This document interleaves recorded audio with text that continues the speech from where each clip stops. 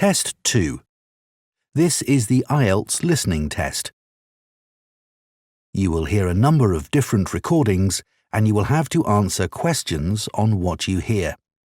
There will be time for you to read the instructions and questions and you will have a chance to check your work. All the recordings will be played once only. The test is in 4 parts. Now turn to Part 1. Part 1. You will hear 2 friends talking about a guitar group. First, you have some time to look at questions 1 to 6.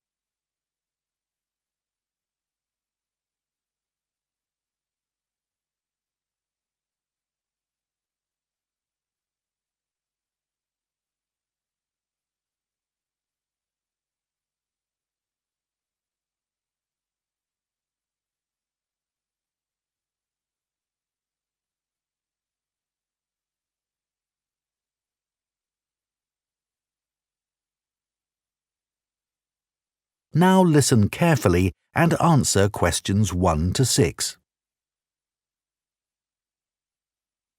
Hi, Coleman. How are you? Good, thanks. I wanted to have a chat with you because our friend Josh told me that you've joined a guitar group and it sounds interesting. I'd really like to learn myself. Why don't you come along? I'm sure there's room for another person. Really? So, who runs the classes? He's called a coordinator. His name's Gary Matheson. Let me note that down. Gary... How do you spell his surname? It's Matheson.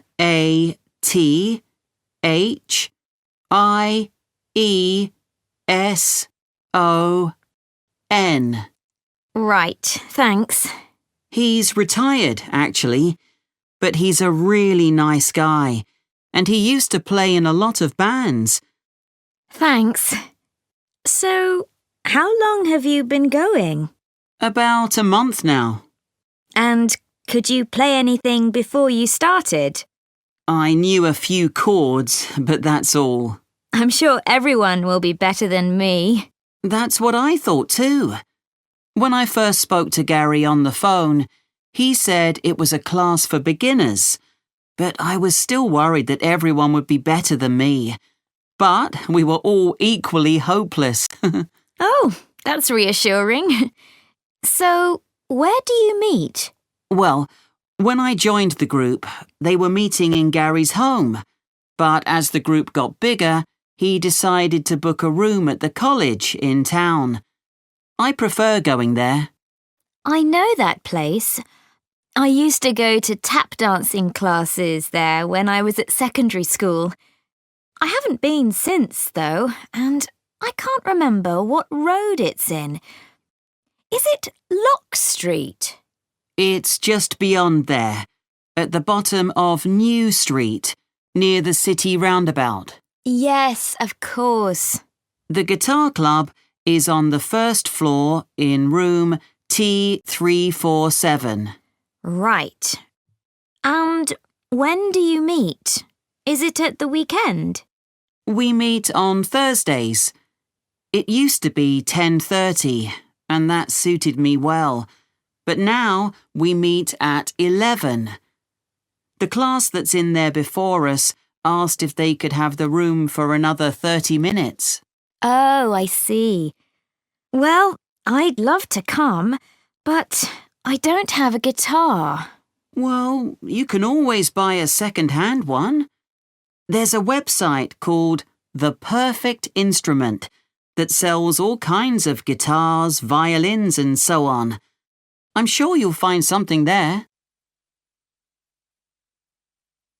Before you hear the rest of the conversation, you have some time to look at questions 7 to 10.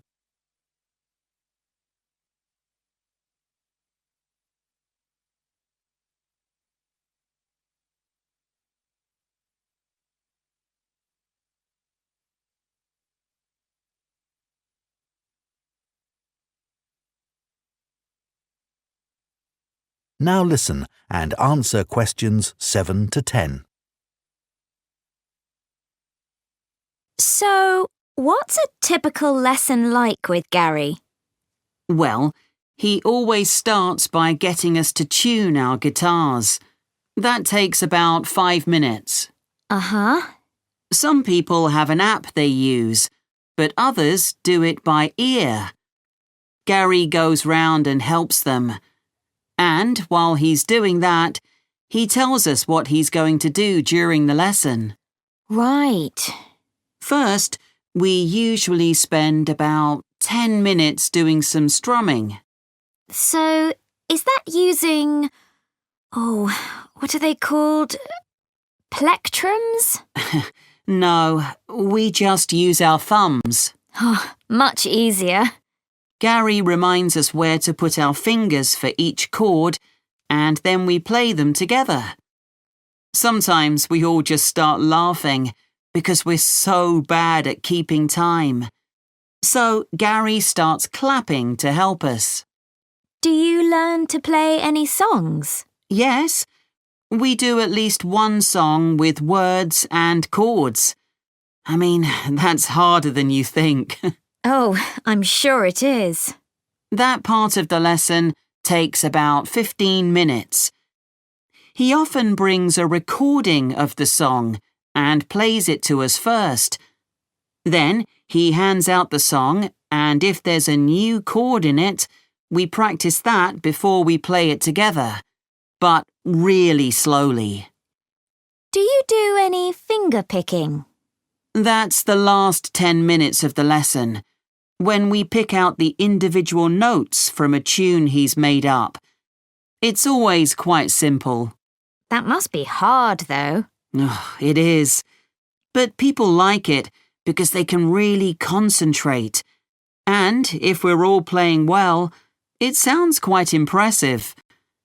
The only trouble is that he sometimes gets us to play one at a time. You know, alone. Oh, that's scary. It is. But I've got used to it now. At the end, he spends about 5 minutes telling us what to practice for the following week. Well, thanks, Coleman. I'll go and have a look at that website, I think. That is the end of Part 1. You now have 1 minute to check your answers to Part 1.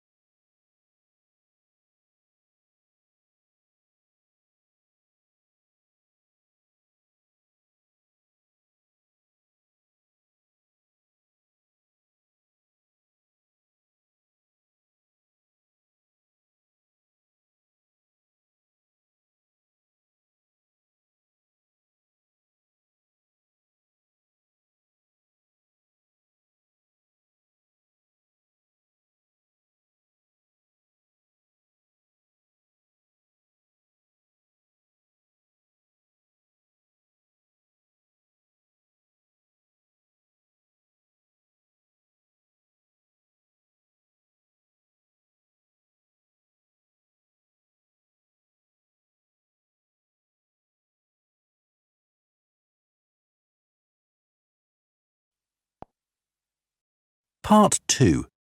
You will hear a man called David talking on the radio about his work as a lifeboat volunteer. First, you have some time to look at questions 11 to 16.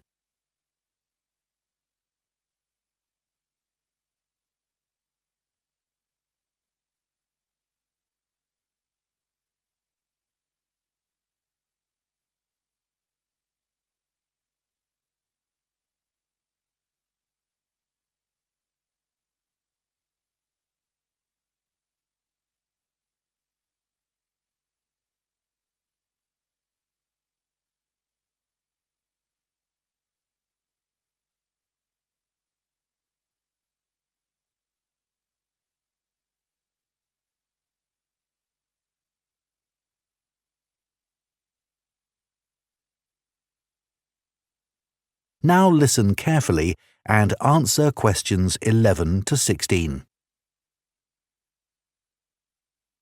I never really planned to be a lifeboat volunteer when I came to live in North Sea.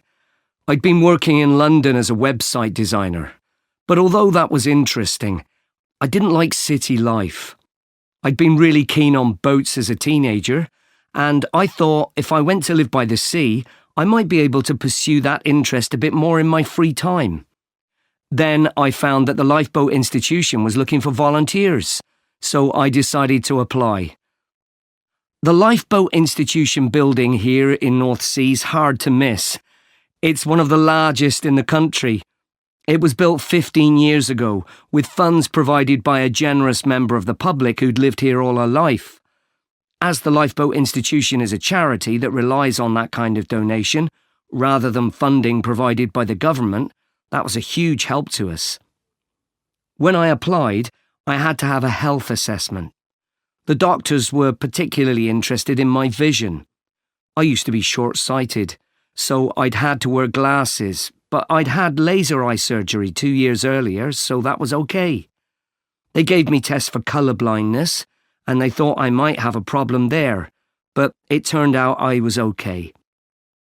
When the Coast Guard gets an alert, all the volunteers are contacted and rush to the lifeboat station.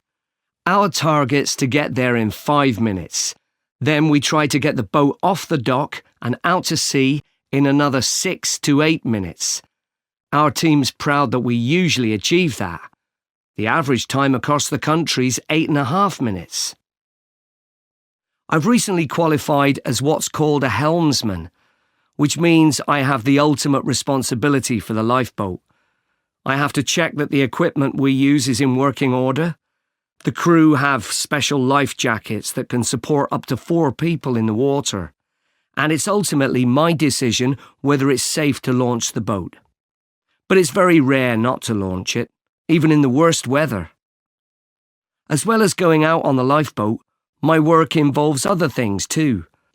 A lot of people underestimate how quickly conditions can change at sea, so I speak to youth groups and sailing clubs in the area about the sorts of problems that sailors and swimmers can have if the weather suddenly gets bad.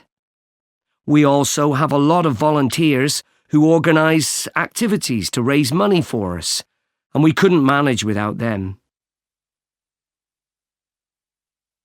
Before you hear the rest of the talk, you have some time to look at questions 17 to 20.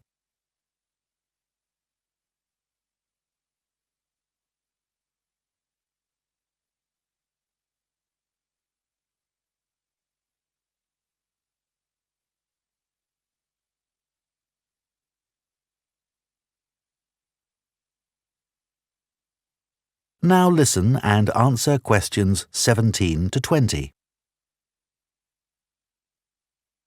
The training we get is a continuous process, focusing on technical competence and safe handling techniques, and it's given me the confidence to deal with extreme situations without panicking. I was glad I'd done a first aid course before I started, as that's a big help with the casualty care activities we do. We've done a lot on how to deal with ropes and tie knots. That's an essential skill. After a year, I did a 1-week residential course, led by specialists. They had a wave tank where they could create extreme weather conditions, so we could get experience of what to do if the boat turned over in a storm at night, for example. Since I started, I've had to deal with a range of emergency situations. But the work's hugely motivating. It's not just about saving lives. I've learned a lot about the technology involved. My background in IT's been useful here, and I can use my expertise to help other volunteers. They're a great group. We're like a family, really, which helps when you're dragging yourself out of bed on a cold, stormy night. But actually, it's the colder months that can be the most rewarding time. That's when the incidents tend to be more serious, and you realise that you can make a huge difference to the outcome. So, if any of you listeners are interested, why don't you give us a call? That is the end of part 2. You now have 30 seconds to check your answers to part 2.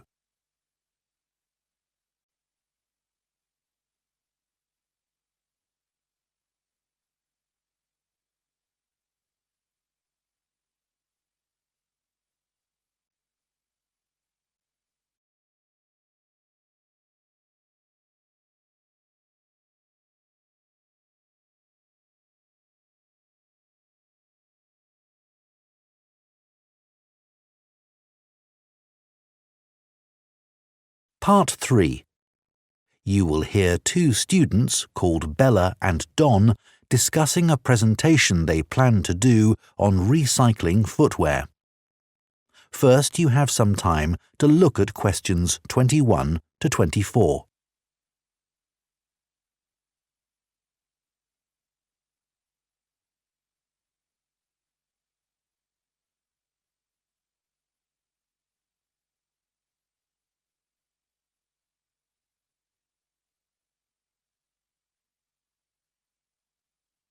Now listen carefully and answer questions 21 to 24. Hi, Don. Did you get the copy of the article on recycling footwear that I emailed you? Yeah, it's here. I've had a look at it. So, do you think it's a good topic for our presentation? Well, before I started reading it, I thought recycling footwear. Well, although it's quite interesting, perhaps there isn't enough to say about it, because we put shoes in recycling bins. They go to charity shops, and that's about it. But there's much more to it than that. I realise that now, and I'm keen to research the topic more. That's great. One of the things I didn't realise until I read the article was just how many pairs of trainers get recycled. Well, a lot of young people wear them all the time now. They've become more popular than ordinary shoes. I know. I guess they are very hard-wearing. But don't they look a bit casual for school uniform? I don't think they're right for that. Actually, I think some of them look quite smart on pupils. Better than a scruffy old pair of shoes. So, do you keep shoes a long time? Yes, though I do tend to wear my old pairs for doing dirty jobs like cleaning my bike. I must admit, I've recycled some perfectly good shoes that haven't gone out of fashion and still fit, just because they don't look great on me anymore. That's awful, isn't it? I think it's common because there's so much choice. The article did say that recent sales of footwear have increased enormously. That didn't surprise me. No, but then it said that the amount of recycled footwear has fallen. It's 6% now, compared to a previous level of 11%. That doesn't seem to make sense. That's because not everything goes through the recycling process. Some footwear just isn't good enough to resell for one reason or another and gets rejected. Before you hear the rest of the discussion, you have some time to look at questions 25 to 30.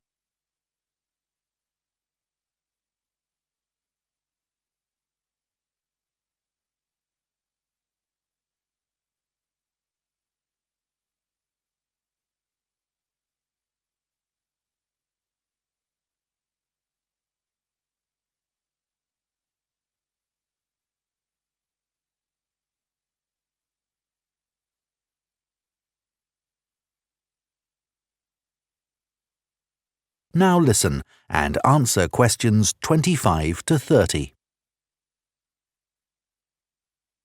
So, let's find some examples in the article of footwear that was rejected for recycling. OK.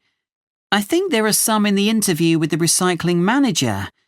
Yeah, here it is. Let's start with the ladies' high-heeled shoes.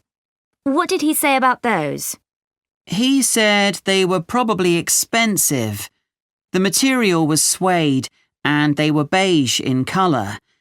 It looked like someone had only worn them once, but in a very wet field, so the heels were too stained with mud and grass to resell them. OK. And the leather ankle boots, what was wrong with them? Apparently the heels were worn, but that wasn't the problem.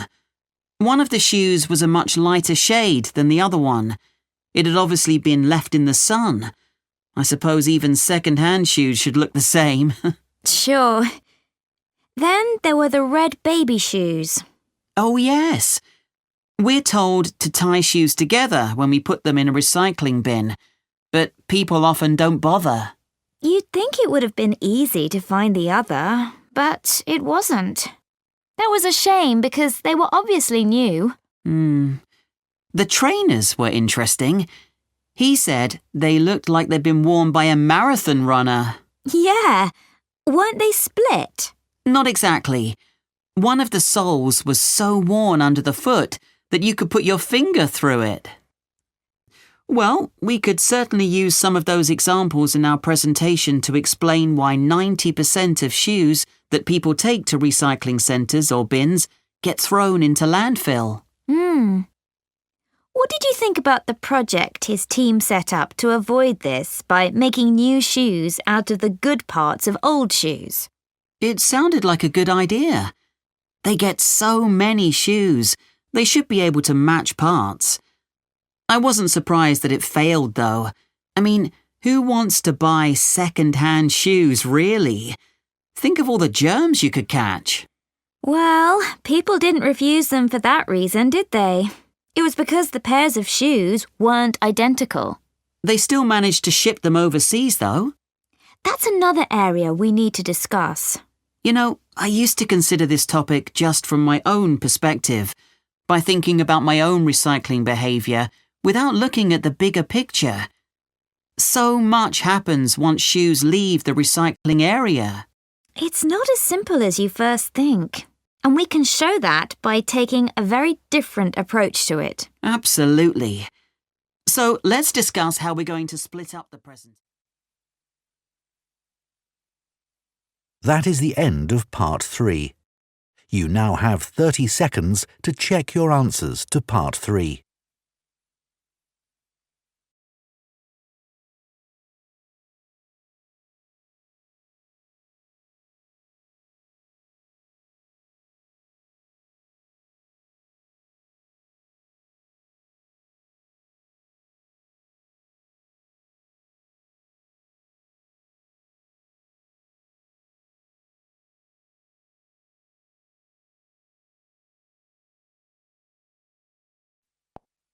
Part 4. You will hear a zoology student giving a presentation about an animal called a tardigrade. First, you have some time to look at questions 31 to 40.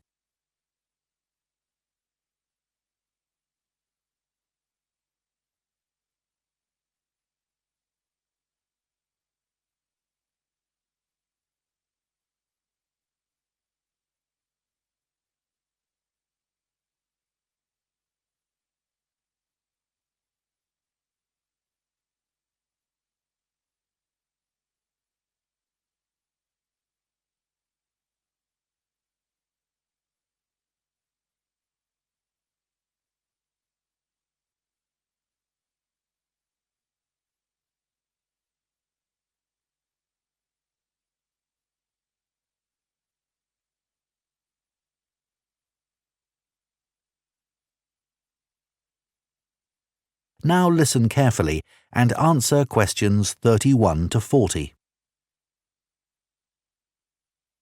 For my project on invertebrates, I chose to study tardigrades. These are microscopic, or to be more precise, near microscopic animals. There are well over 1,000 known species of these tiny animals, which belong to the phylum Tardigrada. Most tardigrades range in length from 0.05 to 1 millimetre, though the largest species can grow to be 1.2 millimetres in length. They're also sometimes called water bears, water because that's where they thrive best, and bear because of the way they move. Moss piglet is another name for tardigrades because of the way they look when viewed from the front. They were first discovered in Germany in 1773 by Johann Goetze, who coined the name tardigrade. As I say, there are many different species of tardigrade. Too many to describe here, but generally speaking, the different species share similar physical traits. They have a body which is short and also rounded, a bit like a barrel. And the body comprises 4 segments. Each segment has a pair of legs, at the end of which are between 4 and 8 sharp claws. I should also say that some species don't have any claws, What they have are discs, and these work by means of suction. They enable the tardigrade to cling on to surfaces or to grip its prey. Within the body, there are no lungs or any organs for breathing at all. Instead, oxygen and also blood are transported in a fluid that fills the cavity of the body. As far as the tardigrade's head is concerned, the best way I can describe this is that it looks rather strange, a bit squashed even. Though many of the websites I looked at described its appearance as cute, which isn't exactly very scientific. The tardigrade's mouth is a kind of tube that can open outwards to reveal teeth-like structures known as stylets. These are sharp enough to pierce plant or animal cells. So, where are tardigrades found? Well, they live in every part of the world, in a variety of habitats, most commonly on the bed of a lake, or on many kinds of plants, or in very wet environments. There's been some interesting research which has found that tardigrades are capable of surviving radiation and very high pressure, and they're also able to withstand temperatures as cold as -200 degrees centigrade, or highs of more than 148 degrees centigrade, which is incredibly hot.